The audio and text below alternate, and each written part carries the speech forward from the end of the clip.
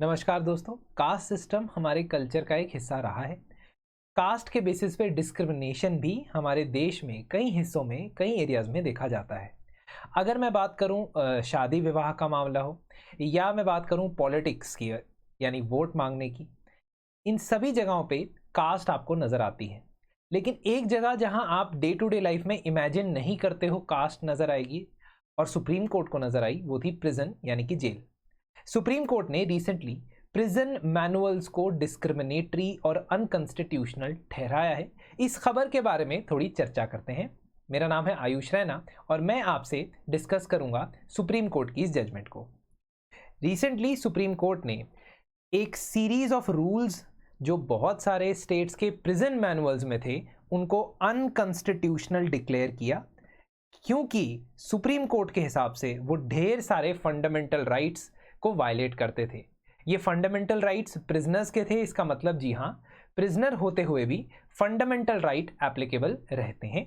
ये कौन से फंडामेंटल राइट थे, ये वीडियो के एंड में हम आएंगे उसके ऊपर, लेकिन उससे पहले देखते हैं मामला क्या था। So basically public interest litigation यानी PIL फाइल किया गया था सुप्रीम कोर्ट के अंदर by journalist who goes by the name Sukanya Shanta. इन्होंने कहा था कि बहुत सारे स्टेट्स के जो प्रिजन मैनुअल्स है यानी कि रूल बुक हैं जिनके हिसाब से प्रिजन्स को ऑपरेट किया जाता है, जैसे कि उत्तर प्रदेश, वेस्ट बंगाल, उड़ीसा, महाराष्ट्र, तमिलनाडु, केरल, इनमें कुछ ऐसे प्रोविजंस हैं, कुछ ऐसे रूल्स हैं जो कास्ट बेस्ड डिस्क्रिमिनेशन को परपेचुएट करते हैं और लेजिटिमेटली ठहराते हैं कास्ट के बेसिस पे भेदभाव को। अब एग्जाम्पल के तौर पे अगर आप देखेंगे तो थेवर, नादर और पलार ये कुछ ऐसी कास्ट हैं जिनको तमिलनाडु के प्रिजन रूल्स के अंदर अलग से सेग्रीगेट करके बैरक्स में रखा जाता है। सेकेंडली, अगर आप राजस्थान या मध्य प्रदेश के प्रिजन रूल्स को देखोगे तो एक शेड्यूल्ड कास्ट कम्युनिटी को स्पेसिफिकली टॉयलेट यानी कि लैट्रिन क्लीनिंग की ड्यूटीज प्रोवाइड की गई है अंडर दोज पर्टिकुलर रूल्स, जबकि कुछ particular high cast Hindu prisoners को यह बोला गया है कि वो फूड यानी कि किचन के अंदर ड्यूटी करेंगे। वेस्ट बंगाल के जेल कोड रूल्स के अंदर भी कुछ caste based distribution of work है, जिसमें रूल नंबर 741 कहता है कि food shall be cooked and carried to the cells by prisoner cooks of suitable caste under superintendence of jail officer. इसका मतलब कास्ट को एसोसिएट किया गया है कुछ पर्टिकुलर टाइप के काम के साथ, ऑक्यूपेशन के साथ, और इस पर्टिकुलर जो इंसिडेंट्स हैं इसमें सेग्रीगेशन भी देख रहे हैं, इसमें अनटचेबिलिटी के ग्लिम्पसेस भी आपको नजर आएंगे। और आज 21वीं सदी के भारत में भी इस प्रकार के रूल्स एग्जिस्ट कर रहे हैं, ये देख के कोर्ट थोड़ा सा हैरान था। कोर्ट ने इस पे क्या कहा उस पे जाने से पहले एक रिमाइंडर, हमारा लाइव करंट अफेयर्स प्रोग्राम 2025 के स्टूडेंट्स के लिए एक्टिव है, जिसमें आप लोगों को कंटेम्प्रेरी इश्यूज की लाइव क्लासेस मिलेंगी, नोट्स मिलेंगे और करंट को स्टैटिक से लिंक करके डिस्कशन किया जाएगा। तो आप चाहे तो इसे अवेल कर सकते हैं हमारे नंबर्स पे कांटेक्ट करके। सुप्रीम कोर्ट का कहना था कि जितने भी प्रोविजंस, और इसके अलावा भी बहुत सारे प्रोविजंस थे, जितने भी इस प्रकार के प्रोविजंस हैं उन्हें अनकॉन्स्टिट्यूशनल हम ठहरा रहे हैं। साथ ही साथ स्टेट्स और यूनियन टेरिटरीज को 3 महीने का वक्त दिया गया कि आप 3 महीने के अंदर अंदर अपने प्रिजन मैनुअल को रिवाइज कर दें। ध्यान देने वाली बात यह है कि प्रिजन एक स्टेट लिस्ट का सब्जेक्ट है। स्टेट लिस्ट का सब्जेक्ट होने की वजह से हर एक स्टेट का अपना प्रिजन चलाने का तरीका हो सकता है और उसके लिए प्रिजन मैनुअल भी हर एक स्टेट की डिफरेंट होती है। बहरहाल, क्योंकि सेंटर के पास ये पावर होती है कि वो किसी प्रकार से डायरेक्शंस दे सके या स्टेट को हैंड होल्डिंग कर सके या डायरेक्शंस दिखा सके, इसलिए मॉडल प्रिजन रूल्स भी ड्राफ्ट किए जाते हैं सेंटर के द्वारा और स्टेट्स अपने हिसाब से उसमें मॉडिफिकेशन करके अपने स्टेट्स में वो अप्लाई कर सकते हैं। तो 2016 के मॉडल प्रिजन मैनुअल और 2023 में भी जो होम मिनिस्ट्री ने मॉडल प्रिजन और करेक्शनल सर्विस मैनुअल निकाला था, यदि उसमें भी ऐसे कोई प्रावधान है उन्हें हटाने का भी 3 महीने का टाइम पीरियड दिया गया है। अब हम देखते हैं कि सुप्रीम कोर्ट के हिसाब से फंडामेंटल राइट्स में से कौन से राइट्स वायलेट हो रहे थे इन पर्टिकुलर रूल्स के तहत। हमने एग्जांपल्स देखी रूल्स की, तो आप please go through them. Also आज जो मैं ये टॉपिक पढ़ा रहा हूं ये सिर्फ पॉलिटी या गवर्नेंस के लिए नहीं बल्कि सोशल इश्यूज के लिए भी बहुत रेलेवेंट है। आपसे कई बार कंटेम्प्रेरी सोसाइटी में कास्ट की चेंज और कंटिन्यूटी के बारे में सवाल पूछा जाता है, जहां पे आप इसकी एग्जांपल साइट करते हुए कह सकते हो कि कंटिन्यूटी ऑफ कास्ट कई एरियाज में देखी जा रही है। अभी तक आप मैरिज की एग्जांपल देते थे, कमेंसैलिटी यानी फूड की एग्जांपल दे सकते थे, या आप पॉलिटिक्स की एग्जांपल देते थे। Sometimes you could have also given example in some kind of businesses और ऑक्यूपेशंस, बट प्रिजन की एग्जांपल एक और आप दे सकते हो जो कि यहां पे इमर्ज होती है। बहरहाल वापस आते हैं, कौन से फंडामेंटल राइट्स को वायलेट किया जा रहा है। देखिए अधिकतर जो बेसिक फंडामेंटल राइट्स है, सबसे पहले तो राइट टू इक्वालिटी। हमारे कॉन्स्टिट्यूशन में राइट टू इक्वालिटी कहता है कि यदि आप रीजनेबल क्लासिफिकेशन कर पाते हो, if you're able to give a reasonable basis for classifying people and applying the laws differently to them, then we accept that, उसे इक्वालिटी का ही हिस्सा माना जाता है।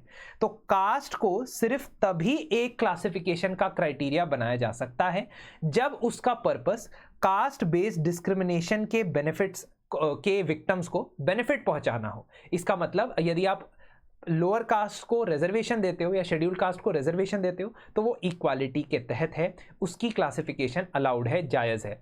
लेकिन जब आप प्रिजनर्स को सेग्रीगेट करते हो तो आप कास्ट के बेसिस पे जो डिफरेंसेस है उसको री-इन्फोर्स करते हो। तो ये बहुत ही fundamentally article 14 right to equality के खिलाफ है।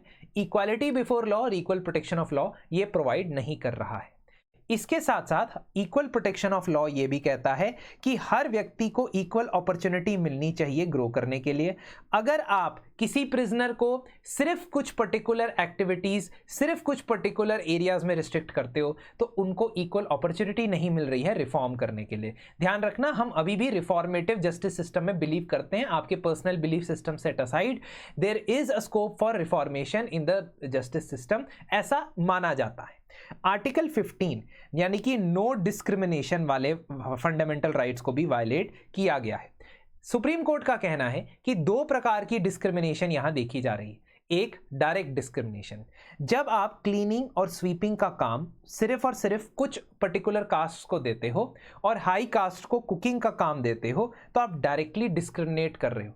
और दूसरा, आप स्पेसिफिक टाइप्स के काम को एक तरीके से स्टीरियोटाइप कर रहे हो कि ये वाला टाइप का काम यही वाली कास्ट कर सकती है।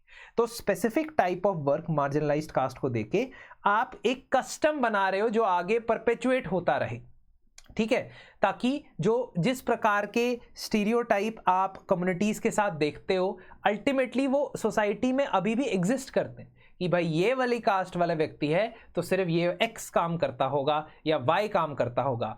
और आर्टिकल 15 के अंदर ये डिस्क्रिमिनेशन है इनडायरेक्ट प्रकार का।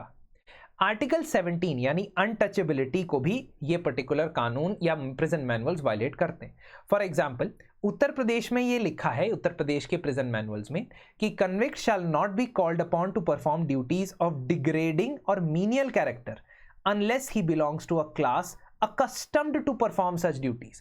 मतलब एक तो उन्होंने एक सेट ऑफ एक्टिविटीज को मीनियल और डिग्रेडिंग घोषित कर दिया है और फिर कहा है कि सिर्फ वही कास्ट ये काम करेगी जो इसकी accustomed हैं, जो ये काम करते आ रहे हैं। So perpetuation of caste based discrimination और the notion of untouchability is happening.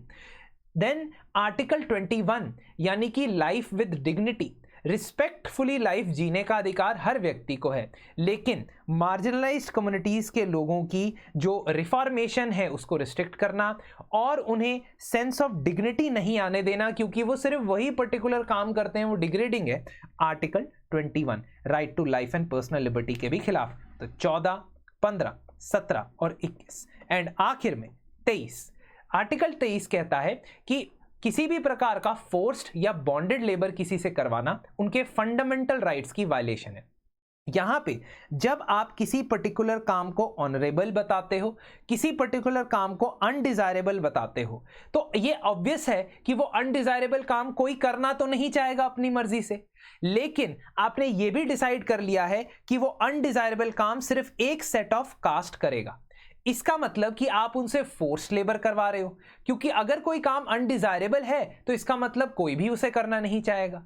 That would mean कि मार्जिनलाइज्ड कम्युनिटीज को किसी प्रकार के इम्प्योर या फोर्स्ड लेबर करवाने के लिए वजह से ये प्रिजन मैनुअल आर्टिकल 23 यानी कि फंडामेंटल राइट के अंदर राइट अगेंस्ट एक्सप्लॉयटेशन को भी वायलेट करता है। इसका मतलब सुप्रीम कोर्ट ने इन फंडामेंटल राइट्स का हवाला देते हुए कहा कि इस प्रकार की चीजें आज के समय में यदि एग्जिस्ट करती हैं तो supreme court as the guardian of the constitution ये इंश्योर करेगा कि इस प्रकार की चीजें प्रिजन मैनुअल से हट जाएं और होपफुली प्रिजन मैनुअल के साथ साथ लोगों के दिलो दिमाग से भी। धन्यवाद, जल्द आपसे मुलाकात होगी।